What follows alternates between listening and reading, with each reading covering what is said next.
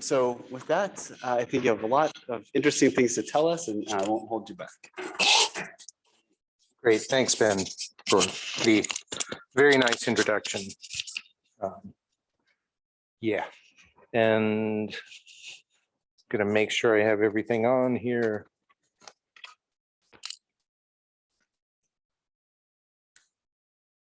Okay. Hopefully that's going to work. Yeah, so right, thanks to everyone for coming. What I'm going to tell you about today is work in my group, which spans a lot of areas, but the overall theme of much of our work has been to learn to control polar molecules in the same way that the field of AMO physics has been controlling atoms, for several decades. It's taken us a while to catch up to this, being able to do this with molecules, but I'll try to convince you that, our ability to control polar molecules is now coming very close to what's standard in the atomic physics field, and that's going to open up a lot of new interesting scientific opportunities. So just to put you in the frame of mind, I know until I started doing this stuff, I had basically learned nothing about molecules. So let me tell you the atomic physicist view of what a molecule is. So this is a plot of energy versus the distance between two atoms. All atomic physics takes place out here where the atoms are far apart. This shows, for example, two alkali atoms, ground S states, one of the atoms in its excited P state. Life is wonderful out here where the atoms are far apart. But as soon as they get closer together, the orbitals can hybridize, and they, strange, they can bind together, form potential wells, and the typical energy scales, both of the exciting atomic orbitals and the depth of these potential wells is approximately EV scale. So if we zoom into one of those potential wells, of course, molecules have vibrational degrees of freedom. The energy scale for these is typically 100 to a few hundred times smaller than an EV. And for my purposes, I'm going to treat these as an annoying degree of freedom that we'll try to ignore as much as possible. But most of what makes molecules interesting happens when you zoom in yet again to see that molecules also have rotational structure. And this rotational structure is really the new feature of molecules that is at the heart of most of the applications that we're using. So what are the key features of the rotational structure? So one is it's very simple. It just comes from quantized angular momentum and the moment of inertia of the rotating molecule. The energy scales associated with rotation are again a few orders of magnitude smaller than the energies of vibration. And these energy scales typically land in the microwave frequency regime. So you can do much of the same control that we're used to with lasers or with atoms and lasers. Here, in principle, you can do it with molecules and microwaves, as long as you've got, the system starting in a particular quantum state. The other thing about these rotational energy levels is because the energy scale is so small, the spontaneous emission lifetimes of rotational states are typically, hundreds to millions or billions of seconds. So from the experimentalist point of view, these rotational states are almost infinitely long-lived during the time scale of an experiment.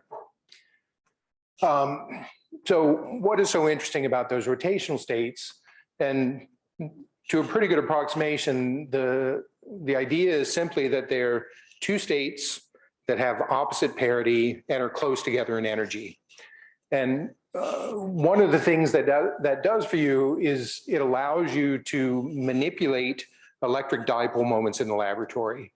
And to elaborate on that, the last time I took chemistry in high school, I was shown these pictures of a polar molecule that had some positive charged ion and a negative charged ion, and it looked like that.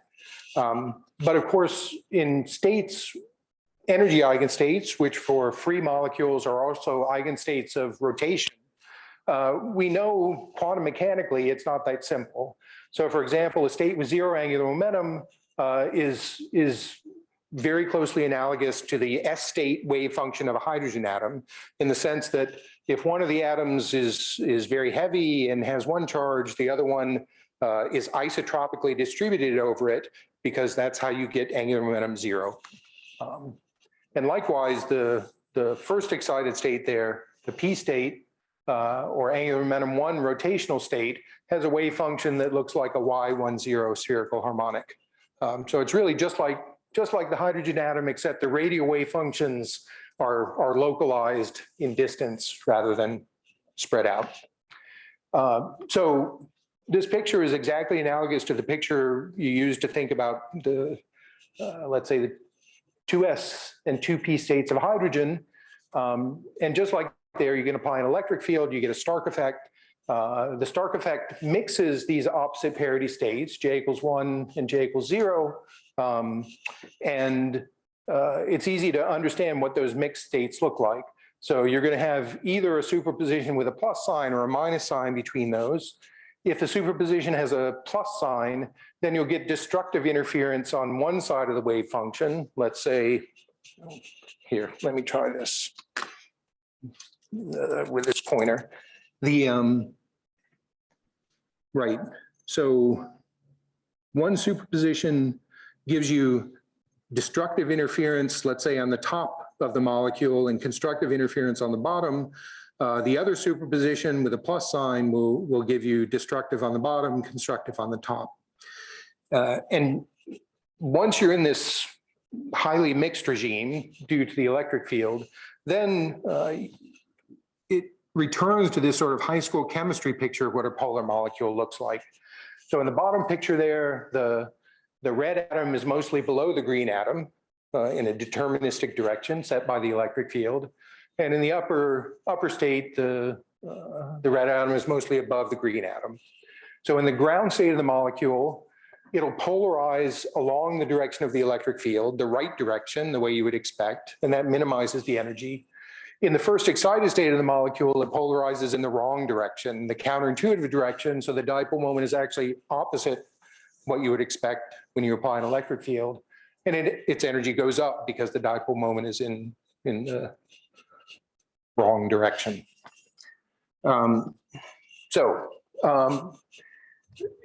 Really, this is much like in atoms. The only difference is that the small energy splittings, sort of deterministically small energy splittings between rotational states, allows you to create an electric dipole moment. You can turn it off by turning the electric field on. You can turn it on. You can select which direction it's in, depending on which state you're in. Yeah. Right. So I'll say a bit more later about all the things that very large polarizability allows you to do.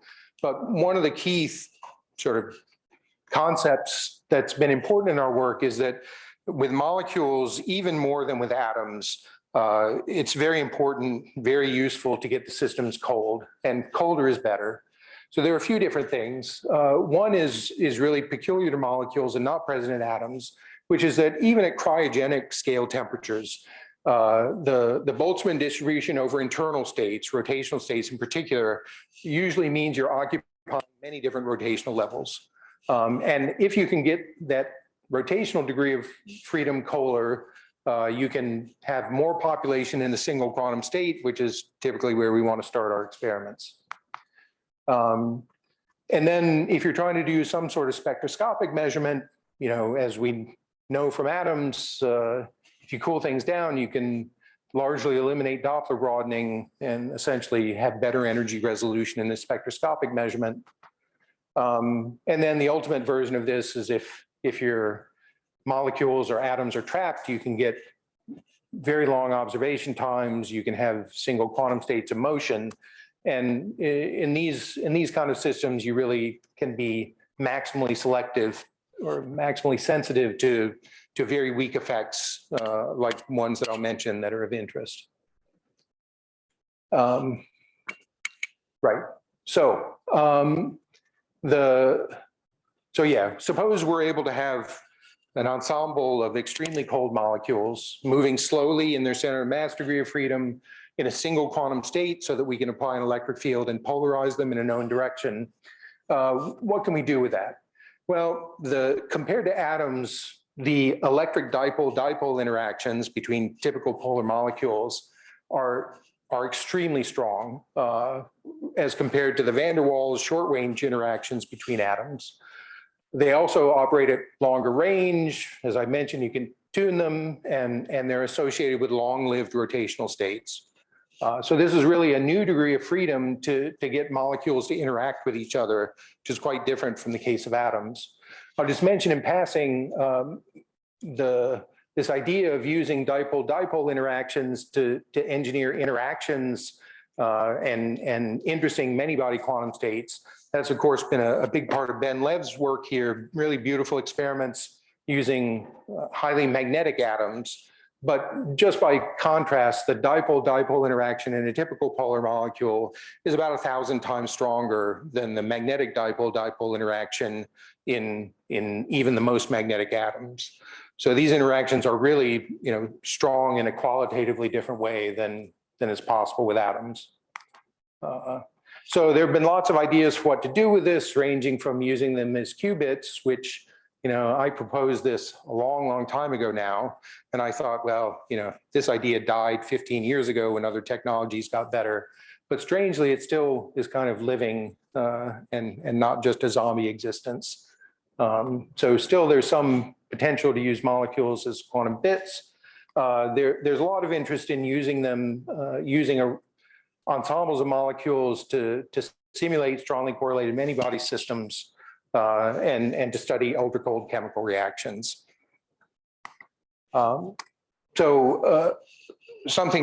topic that's near and dear to my heart is the idea of that these near degenerate or very close to degenerate rotational levels give you enhanced sensitivity to perturbations that can mix those energy levels.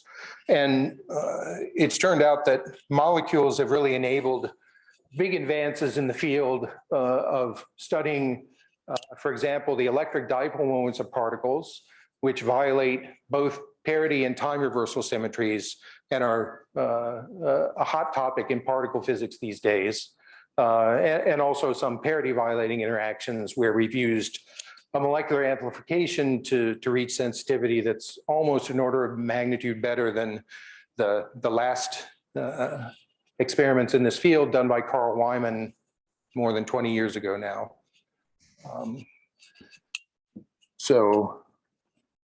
That's a kind of broad overview of what we can do with ultracold polar molecules.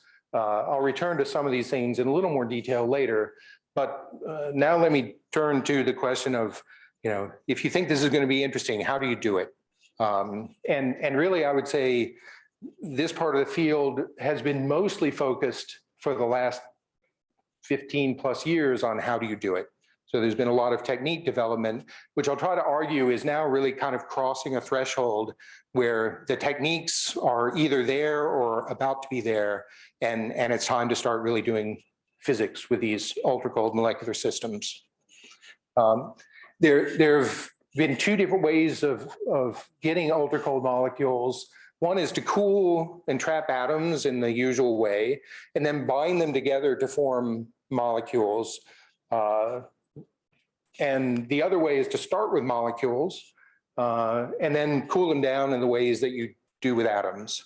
And each one has interesting features. I'll tell you a little about both. So the approach of cooling atoms and then binding them together to form a molecule is really remarkably successful. And I would say it's by far the most advanced technique in creating ultracold molecules. So the idea is if you have a pair of colliding atoms, you can take them through a Feshbach resonance that transforms a pair of free atoms into a weakly bound molecular state. And then you can apply what's known as stimulated Raman adiabatic passage, use two coherent lasers to transfer the very weakly bound state after a Feshbach resonance into the absolute ground vibrational and rotational state of the molecule. So this is really amazing, since you're getting rid of order EV of kinetic energy while maintaining temperatures in the 100 nanokelvin range. But it's now really a widespread technique that's been used by something like a dozen different groups around the world to create, molecules that are either in already quantum degenerate or near the regime of quantum degeneracy, with lots of different molecules.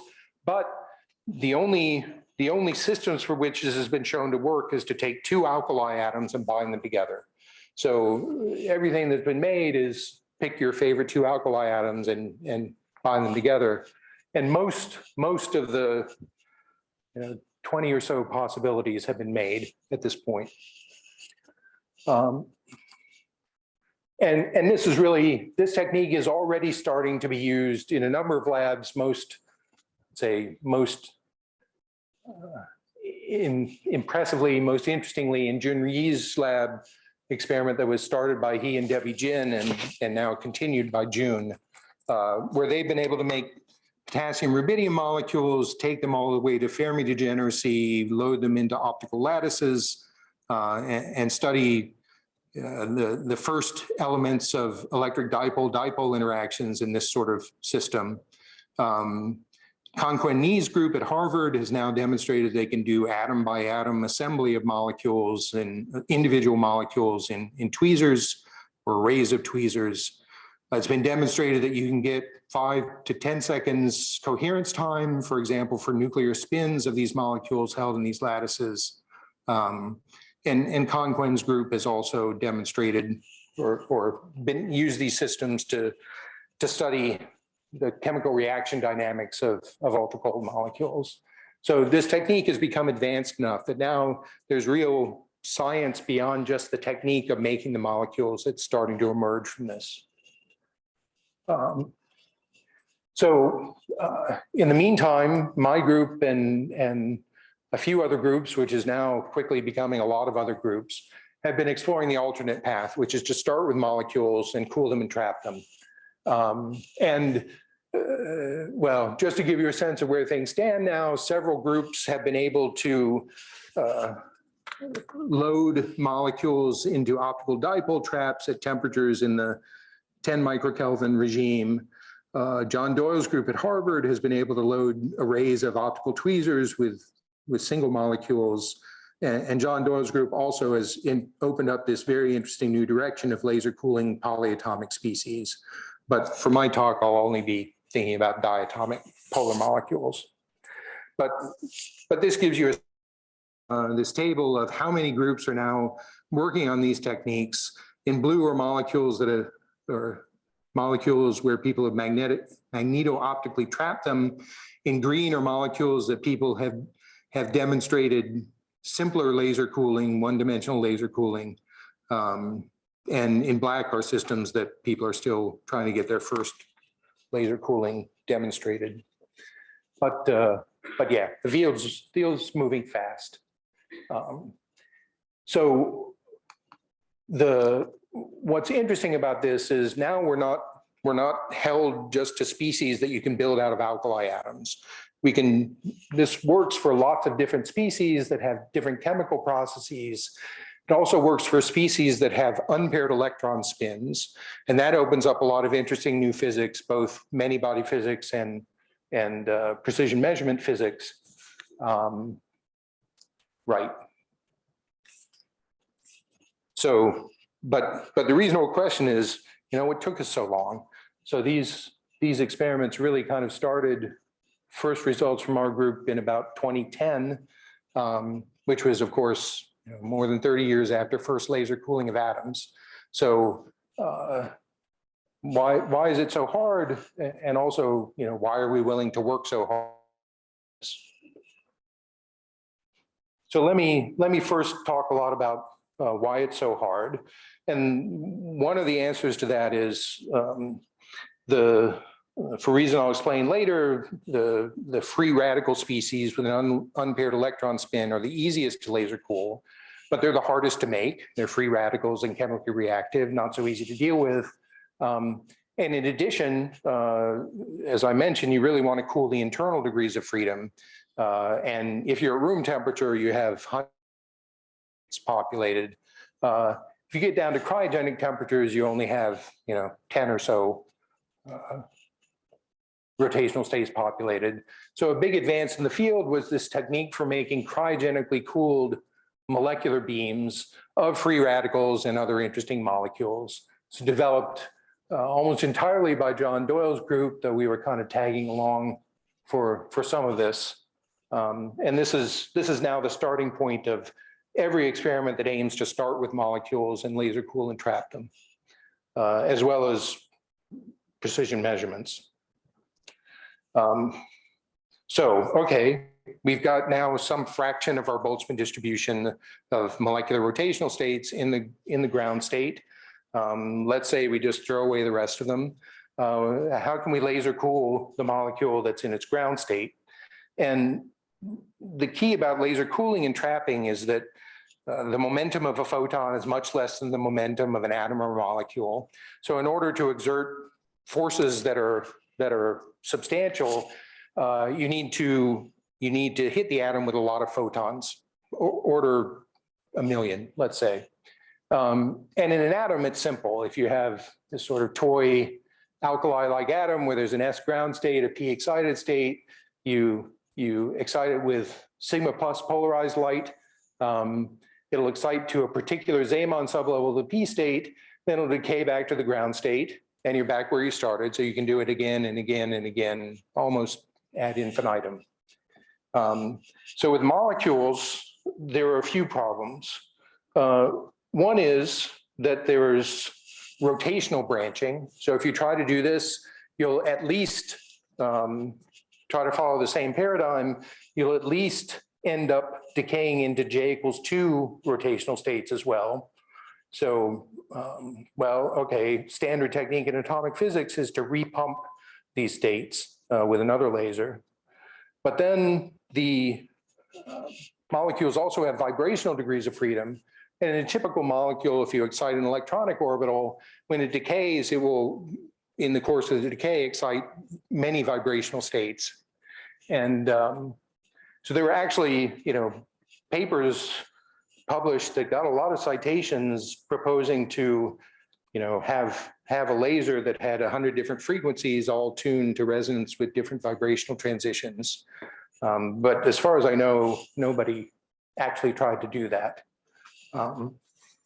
So the approach that we've taken was, and now what the whole field has taken was proposed by Mike DeRosa back in 2004. So he pointed out that there was a class of molecules that had the property that when you excited the electron to its first excited orbital and it decayed back, it would still decay back to excited vibrational levels, but not very often, with low probability and only to a few of them.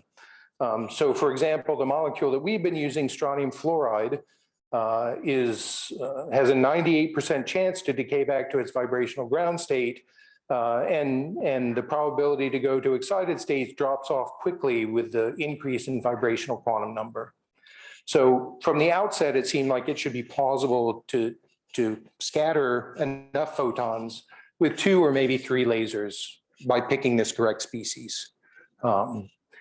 It turns out that, so strontium fluoride, strontium is an alkaline earth atom. Fluorine, when it makes a molecule with strontium fluoride, it grabs 1 electron off the strontium to make fluorine minus, which has a closed shell. So you get strontium plus, fluorine minus. That strontium plus has 1 valence electron. So it means these molecules have an unpaired spin. They're chemically free radicals, but it turns out we can make enough of them in this cryogenic beam to be useful. So the rotational branching question, as I argued, if you try to excite from the lowest rotational level, then you'll decay into another rotational level. There's a very, very nice proposal by Jun Yi's group thinking about different kinds of molecules, but just pointing out that if you instead excite from the first rotational level with angular momentum 1, to an excited level with rotational angular momentum 0, then at least it only decays back to the single J = 1 state, just because selection rules, angular momentum selection rules. So that eliminates half the lasers in your problem. So now instead of 3 or 4 times 2, you only need 3 or 4. The trouble here is that when you do this, instead of having a nice cycling transition, the molecule 2/3 of the time will land in these states that are not coupled by your particular laser polarization. So if you want to keep scattering photons, you have to do something about that. And there are a few ways to do this. For example, rapidly switching the laser polarization so that when something lands in a dark state, you can push it back into the system. So just to emphasize, I think the point of view about this has really changed over the years. That when we started this, this vibrational branching seemed like an extremely daunting problem, but it turns out for a large class of molecules, it's not so hard to deal with. By contrast, this issue of always falling into dark states has proved to be the thing that's actually hard about laser cooling and trapping of molecules. And just for the atomic physics folks, this is really closely analogous to if I told you you could only do beam slowing and magneto-optic trapping on the D1 line of alkalis instead of the D2 line. Go. And you would find your life is much more painful than it is today. One of the concrete manifestations of that is if you have a simple atom with a simple closed cycling transition, if you drive it very hard, you'll spend half your time in the excited state. You scatter photons at the rate which is half the inverse lifetime of that state. And the forces that you can apply are proportional to the rate at which you scatter photons. In systems like our molecular systems, where you have multiple dark states, it's not so hard to convince yourself that the fastest that you can scatter photons is proportional, inversely proportional to the number of states that all have to be coupled together. And when you also have to repump vibrational levels, you can get a lot of states that all have to be coupled together at the same time, but only one excited state that can decay and scatter a photon. So in practice, what this means is with these molecular systems, the maximum forces, optical forces you can get are reduced by a factor of 5 or so compared to atoms. And those losses add up in a hurry. Or the implications of that make life much harder. At any rate, we've managed to do this. And our goal from the outset of this was to see if we could make a magneto-optical trap of molecules. And for those who aren't in AMO, magneto-optical traps are really the workhorse technique of anything with ultracold atomic physics. It has the feature of both cooling atoms, so reducing their velocity spread, and trapping them. So you can collect large numbers of atoms in the center of a trap like this and keep them very cold, which is great, but you need the things you're trapping to be pretty slow to load into these traps. We went about to do this, and we found that we could start by doing one-dimensional laser cooling of these molecules, showing that we could compress a molecular beam that was otherwise diverging using laser cooling. We showed that we could apply a certain kind of slowing down technique to reduce the velocity of the molecules from what they come out from the cryogenic source down to velocities that are low enough to capture in a magneto-optic trap. And then in 2014, we were able to demonstrate the first magneto-optic trap for molecules. And it was a terrible magneto-optic trap. It had a super short lifetime. The molecules were boiling out of it in tens of milliseconds. And yet, you could really manipulate molecules in this way. So the big breakthrough in being able to make the magneto-optic trap work in a more reasonable way was what we call the radio frequency switch MOT, the RF MOT. And the idea is that you have a system with dark states, and in a magneto-optic trap, the trapping force will naturally optically pump you into one of these dark states. You want to get out of it, but it's not so easy to do. You can get around that problem by rapidly switching both the polarization of your laser beams and the direction of the magnetic field gradient that makes it possible to have a restoring force in these systems. So, this sounds great, but it means you need to switch your laser polarization and your pretty big magnetic field gradients at frequencies of order of megahertz. And especially for the magnetic field, for the laser, it's easy, but for the magnetic field, not so easy. And yet it works quite well. There was some real technology development for this. This shows our RF Mott coils, our RF Mott coils in the apparatus, or before going into the apparatus. These things, even though we made them as small as we could, they have pretty high inductance. We have to drive pretty high current through them at pretty high frequencies. And what do you know? That gives you high voltage. In our case, about 4 kilovolts peak when we were running enough current through these things. And that was an issue for a while, but my students, one of my clever students solved this by going on eBay and finding these giant Soviet era surplus tunable vacuum capacitors that were rated for 10 kilovolts. And they did the trick.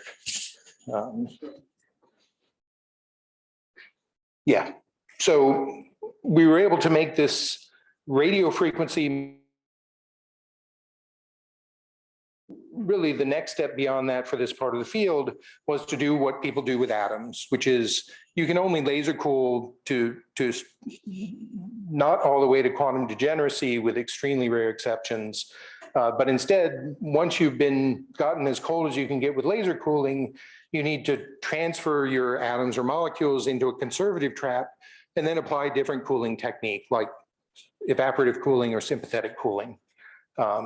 So we and one other group demonstrated that we could load a magnetic trap from this.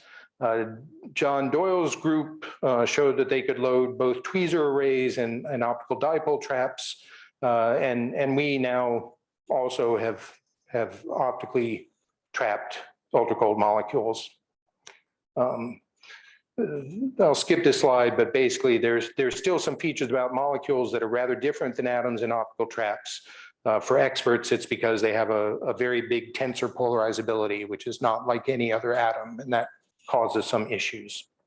But the bottom line is now, we have a small number of molecules in a dipole trap at almost as low as 10 microkelvin.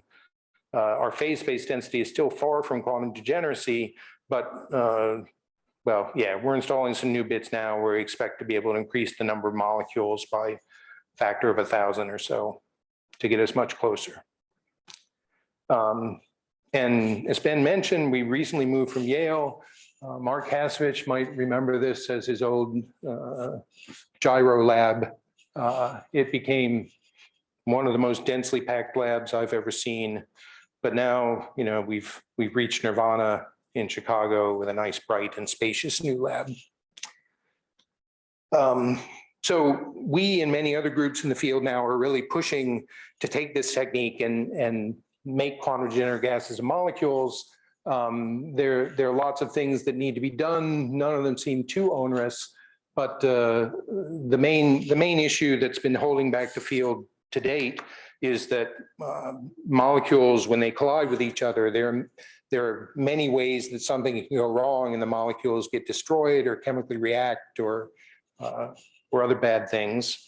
But just recently, using the technique of assembled molecules and then also with directly cooled molecules, a couple of groups have shown that it's possible to engineer very long-range repulsive interactions using microwaves as a sort of collisional shield for the molecules. And that really works. And we and almost everyone in the group in the field are trying to implement this now. So suppose we make a Bose-condensated of polar molecules, what can we do with it? Well, our molecules, again, they're different from the assembled molecules in that they have an unpaired electron spin. That electron spin can couple to the electric dipole moment that's associated with the rotation. And therefore, we can effectively get spins interacting with each other with the strength of electric dipole-dipole interactions. And that, there have been, I think at this point, hundreds of theory papers about interesting many body systems that one can achieve with this type of control. And again, these things haven't actually been done, but it feels like the field is now at the cusp of really being able to explore some of these pretty interesting many body systems. But for me, one of the things that continues to hold my interest is to use the molecules for precision measurement. And we've been working on this for many years now, using molecules to look to see if the electron has an electric dipole moment, which would only be the case if there's some new physics beyond the standard model that includes CP violation. So molecules are great for these experiments. One way to think about this is if you have an electron embedded inside a polar molecule, like thorium oxide shown here, inside the molecule, the electron is subject to an extremely large electric field, in this case, about 80 gigavolts per centimeter. So a much stronger field than you can apply, with electrodes in the laboratory. And that's really enabled a big advance in the field. So I think a lot of people have heard this story, but I'll just say it quickly. What does an electron-electric dipole moment have to do with new particle physics? And the answer is, just like a virtual emission and absorption of a photon can change the magnetic moment of an electron, classic QED effect, virtual emission and reabsorption of more exotic particles that include some CP-violating interaction or equivalently time reversal violating interaction can also modify the electric dipole moment of the electron, which is nominally zero, but with Feynman loop diagrams like this can induce a non-zero electric dipole moment along the spin of the electron. And the sensitivity scales like 1 over the mass squared of the new particles in most of these models. So the smaller the dipole moment you're sensitive to, the heavier the mass of new particles you're sensitive to.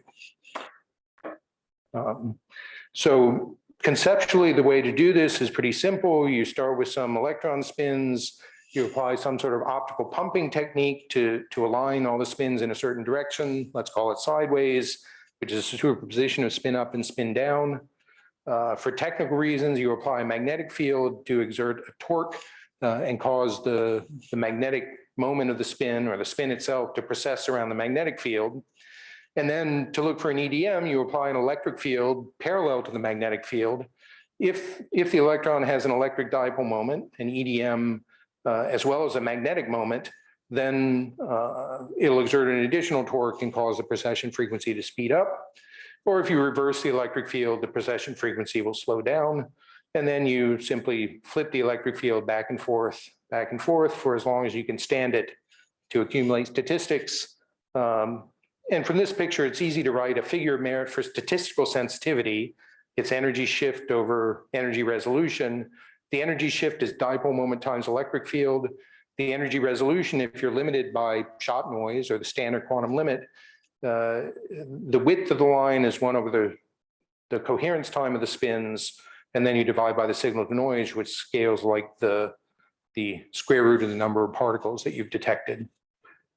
So the name of the game in this field to make progress is to apply the biggest possible electric fields for the longest possible coherence times with the greatest possible count rates, and to take data for as long as you can. But so far that's limited by the time that our students are willing to sit in the basement and flip the electric field back and forth. Can you multiply that by students? Quite possibly. So that's called high energy physics. Yeah. Yeah. Yeah. Sorry. So our experiment that we call ACME sets the best limit on the electron-electric dipole moment thus far. It uses one of these cryogenic molecular beams in order to have a slow beam that travels through an interaction region for about a millisecond.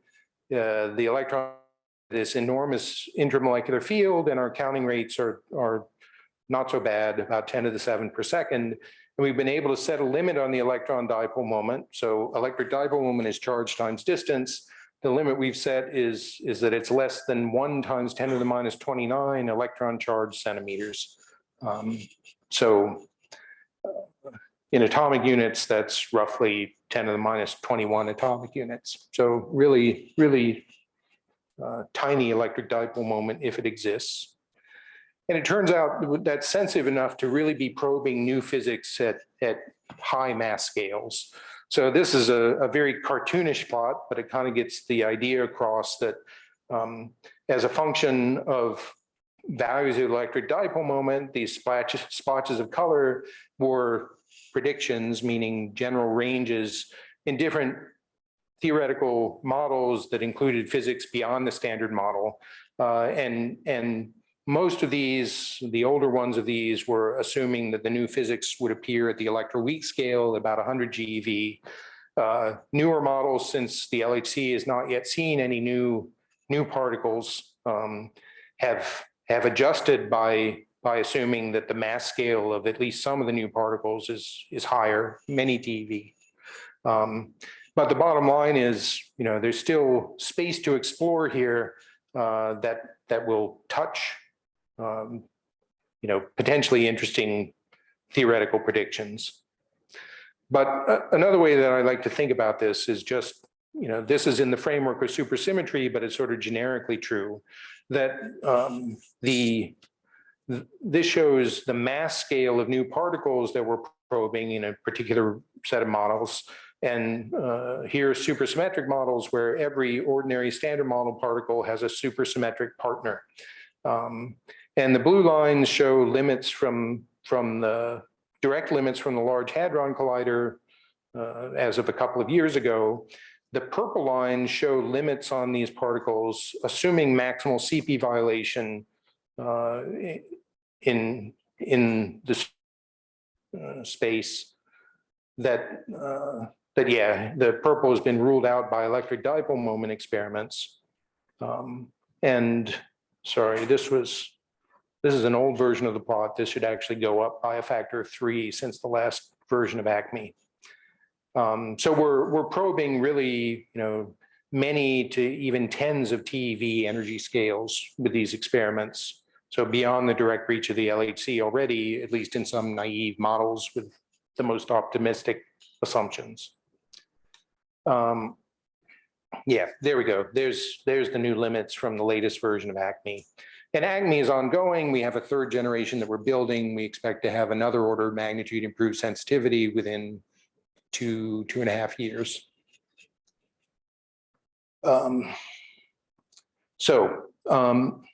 One thing to point out about this is there's been a lot of attention in the field to the electron-electric dipole moment experiments like ACME that have advanced very, very quickly based on this new technology of having cold but not ultra-cold molecules. There's also important limits that are being set by other types of experiments, in particular looking for what are known as nuclear shift moments, but which you can think of as nuclear electric dipole moments rather than electron-electric dipole moments. There's a beautiful experiment done at the University of Washington by Blaine Heckel and collaborators looking at nuclei inside 199 mercury nuclei inside mercury atoms. And this is setting very interesting limits on new physics as well. And in some sense, it's more general because more things can couple to hadrons than to leptons. So the state of the art of this field, there we go, comes from ACME experiment. There's also a beautiful set of experiments being done by Eric Cornell and Junyi at Jilla, where they're also looking for the electron EDM using hot but trapped molecular ions. All these experiments are, they've been going on for a long time. They're undergoing upgrades now. But there's a lot of excitement in the field with the idea that it's going to be possible to do much, much better than these existing experiments by employing the new availability of ultra-cold molecules. And it's really striking. None of these state-of-the-art experiments even use laser cooling or laser trapping.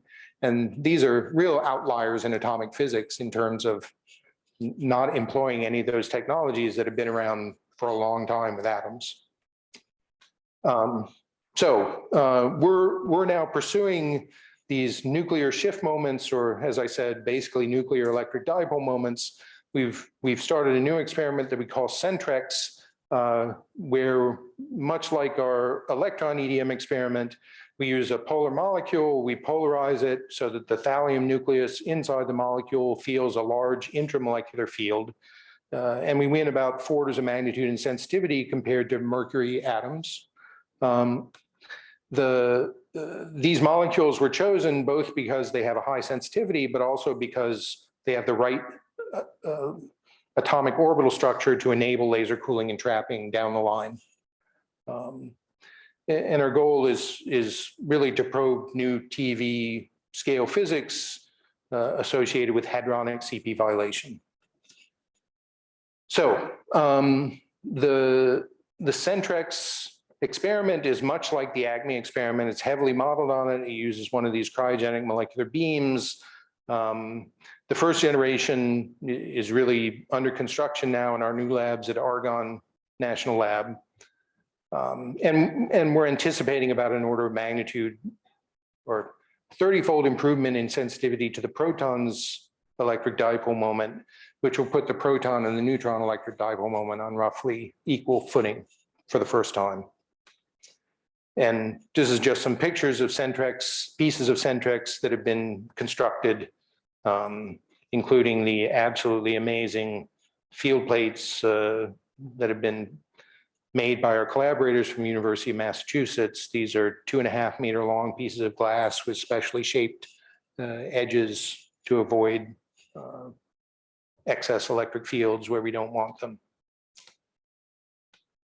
So, but what will come next after these experiments using merely cryogenically cooled molecules?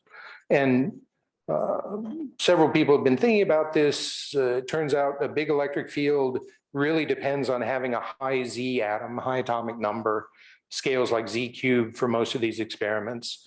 You need a molecule that's easy to polarize, where the electron orbitals have the correct configuration. Basically, you need orbitals that are hybridized S and P atomic orbitals. And you need to be able to make it ultra cold. And as I've said, there are now a lot of species you can do that for, but not all by any means. So there's been a sort of explosion of work in the field of using the fact that we can directly laser cool and trap free radical molecules that have an unpaired electron spin and therefore an unpaired electron electric dipole moment as well. And plans to use laser cooled versions of molecules, ytterbium fluoride, barium fluoride, ytterbium hydroxide, radium fluoride, to do next generation electron EDM experiments. We've been thinking, more that about how could we really move this faster, because there's still a lot of development to be done in cooling those species in particular. So why can't we use the technique that's been most successful, which is to cool alkali atoms and bind them together to form molecules? And we actually thought of this a long time ago, suggested it to some of our favorite theoretical colleagues who did calculations and found that the kinds of molecules that seemed most natural to make in this way for EDM searches were absolutely terrible. They had exactly the wrong molecular orbital structure. So for example, the effective electric fields on the electron EDM in some of these systems were 100 times smaller than they are in our current thorium oxide experiment. But we've revisited this recently and thought about it. What we want is a molecule with a strong ionic bond. And really one of the problems with assembling molecules out of alkali atoms is that none of them make very strong polar bonds. But it turns out there is one alkali atom, in scare quotes, that actually likes to make strong ionic bonds, which is the silver atom. which of course is not a real alkali, but it's an honorary alkali in the sense that it has a single valence electron in an S1/2 state. Its first excited state is that electron in a P1/2 orbital and then a P3 orbital. And people even made magneto-optic traps of silver, back more than 20 years ago, and then they stopped because I don't think they really knew why they had made a magneto-optic trap of silver, but they could, and they did. It's also kind of annoying to work with because unlike alkali atoms, the excitation wavelength is in the ultraviolet. So you wouldn't do that unless you had a good reason. So there's another feature, if we're looking for nuclear EDMs, that's been pursued for a while now, which is that if you're looking for a nuclear EDM, you really can get a big enhancement if you use a nucleus that has this sort of pear shape. So this was pointed out by Flambaum already back in the late 90s. Basically, you can think of this pear-shaped molecule as being, or pear-shaped nucleus as being like a polar molecule.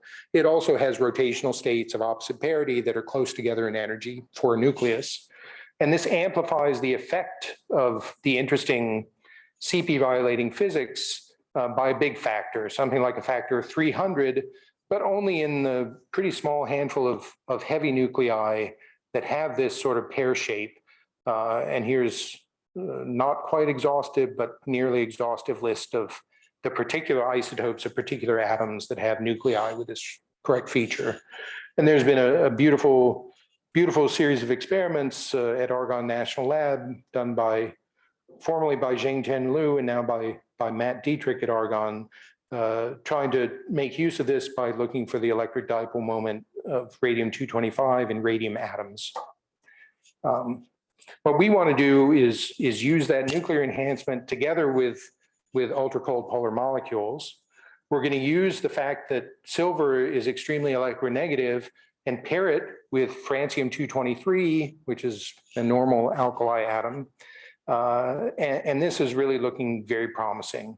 So indeed, with help from Timo Fleig, a theorist from Toulouse, he's calculated that francium silver really makes a deeply ionic bond. Its dipole moment is about the same as the dipole moment of sodium chloride. So, it's an honest to God ionically bonded polar molecule. And because these are both either an alkali atom or an honorary alkali atom, we think we should be able to do the things that people now, a dozen groups around the world or more, have been doing with assembling these bialkali molecules. So getting 10 to the 4th molecules is now sort of routine in a few labs. Getting spin coherence times more than 5 seconds has been demonstrated now in 2 different labs. With this enhancement from the pear shape of this particular nucleus, that's a big improvement in sensitivity. Now for more than 20 years, Luis Orozco's group, University of Maryland, has been improving techniques to magneto-optically trap francium atoms. They've been doing this forever. They can actually very efficiently collect and trap francium atoms from different kinds of sources. We plan to use a source where we get particular long-lived isotope that decays into the francium isotope that we want, and we milk it out of that source and trap the francium atoms. Actually, the very first francium atom MOT was made in this way, but people then decided to move to accelerators to get their francium. But we're working with the francium trapping group in Vancouver now to determine francium scattering properties. We're building a silver machine at UChicago to measure silver scattering properties. And then we plan to, once we've done both of those, we plan to join them together like the old Apollo-Soyuz mission and, get the francium and the silver to interact with each other and then make molecules. An sensitivity estimate here, including all the factors that I just told you about, says that just by achieving the number of molecules, the coherence times that people have already demonstrated in a bunch of other experiments, that we would get a sensitivity even in this first generation experiment, that's 1,000 times better than the state of the art for nuclear electric dipole moments, which is, yeah, that would be the equivalent of increasing our mass, our sensitivity to masses by, or the heaviest mass we would be sensitive to by a factor of 30, which is, well, not quite the square of the increase in sensitivity going from the tevatron to the LHC, but it's close to that. So, this really would advance the ability to look for new CP violating particle physics by an enormous amount. In fact,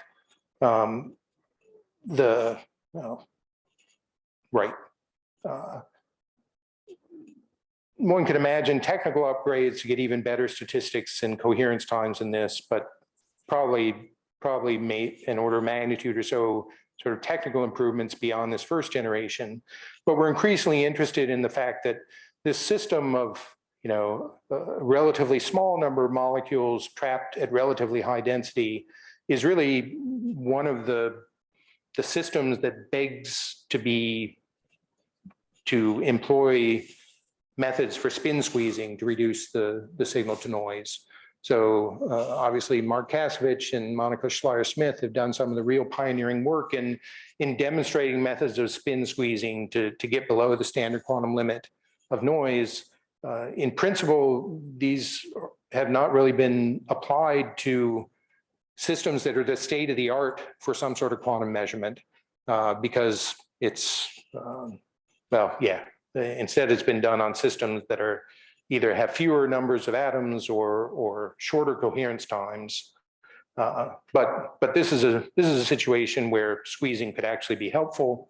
And just to give you an idea, now metrological gains of up to 100 for this sort of number of molecules have been realized in Mark's lab, for example.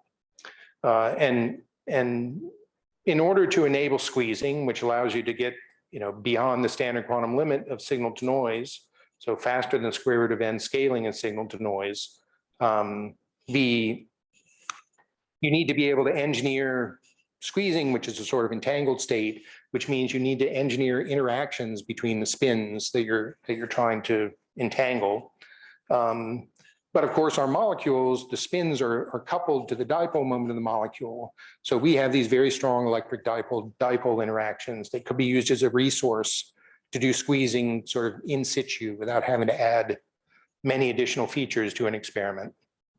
I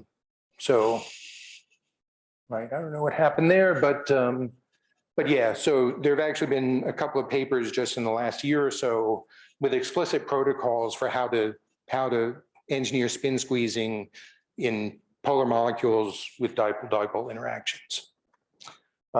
So bottom line is the system of looking for electric dipole moments, I'm convinced that there's going to continue to be very rapid progress in this so that we're able to start probing well beyond the TeV scale and even conceivably up to the PeV energy scale, while I'm still an active scientist.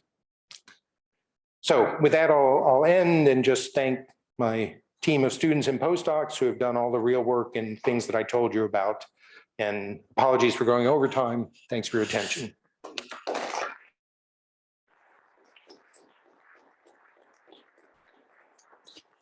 Hey, thank you. That was wonderful. Any other questions? Yeah.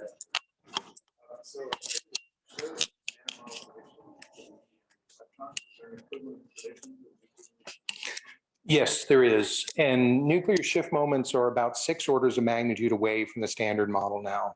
So in many ways, they're a background-free sort of probe of beyond standard model physics. But if I assume some reasonable technical upgrades plus 100 dB of squeezing with this system, we really start to get very close to the standard model prediction for nuclear shift moments, which I never thought I would say with a straight face in public. So that's very exciting. Also, just for folks who are expert in the audience who may have missed this, there was a new paper from Maxime Pospelov just a couple of months ago pointing out that the standard model prediction for the electron EDM had left out important hadronic effects. And in fact, now the electron EDM is about 6 orders of magnitude away from the new prediction of the standard model. So, there's still that space to explore, and then at that point, the jig is up.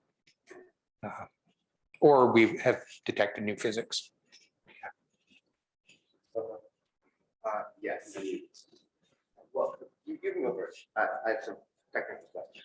Okay, my question seems like I maybe missed something about the EDM measurement. Basic. Are you measuring the EDM of the electrons in the molecular electronic states? Okay. Yes. All right. Yeah, that's right. Okay, so I have a question about this RF Mach. Yeah. It sounds like what you need to do is scramble the like the MJ level in the ground state. Yeah, Is that's the right. reason you can't do that with like Raman fields with some other excited state? I mean, I can imagine there's a way to do that. Actually, before we built the RF Mach, we tried all sorts of schemes inspired by, the ancient history of atomic physics. So people messed with Lin, perp, min, Mots instead of the usual counterpropagating circular polarizations. And we convinced ourselves that would have the right effect. It's completely useless. So yeah, it would be interesting if there's really some other way to do that. I suppress the fact that there's hyperfine structure in our molecules, and we're having to continuously address all the hyperfine states and repump them. But yeah, maybe it would be interesting to think if there's some Raman technique that could do better. Yeah. Yeah, great talk. I think it's a softball question for you. What are the criticisms outside the field of atomic physics for this way of searching for new phenomena, new physics beyond the standard model? Is that if you were to discover something, it would be difficult you'd be in a difficult position of like saying what you discovered. And maybe it's just some dirt phenomenology that hadn't been calculated previously. So what's your response to that? Yeah, well, in terms of dirt phenomenology, if what you mean is a systematic error in our measurement, then, or do you mean something more? Something a little bit more than that, but not the physics beyond the standard model.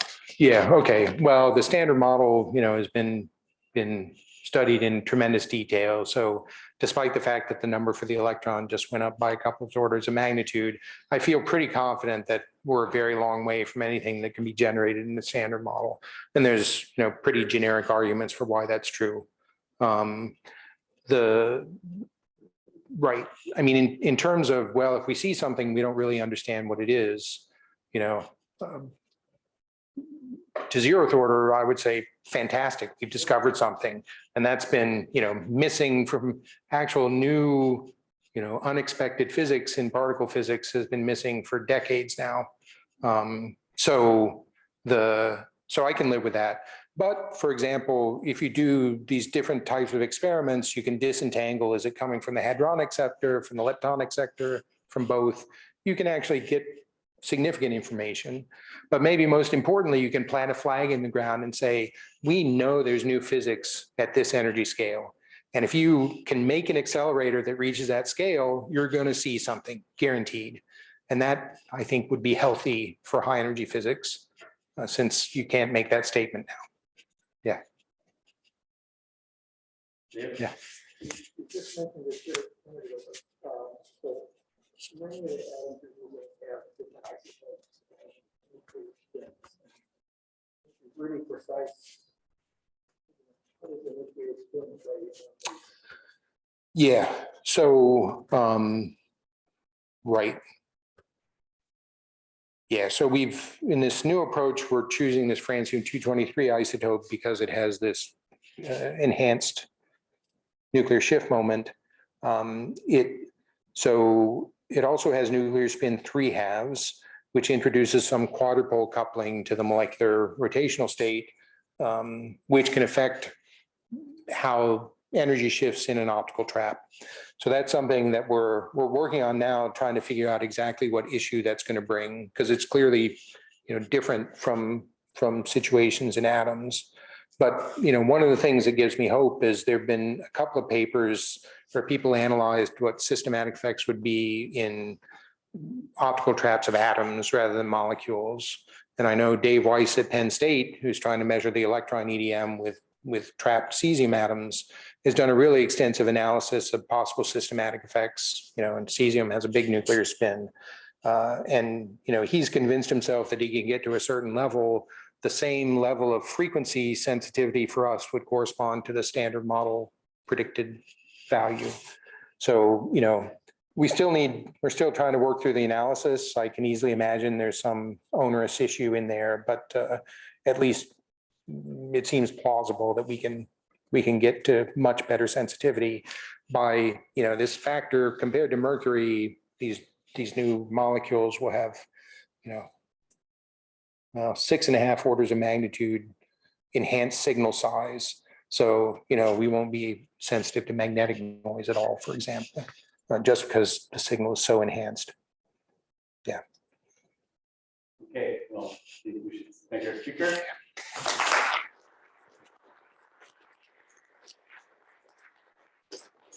And on Georgio's orders, I see that we have 9 teams.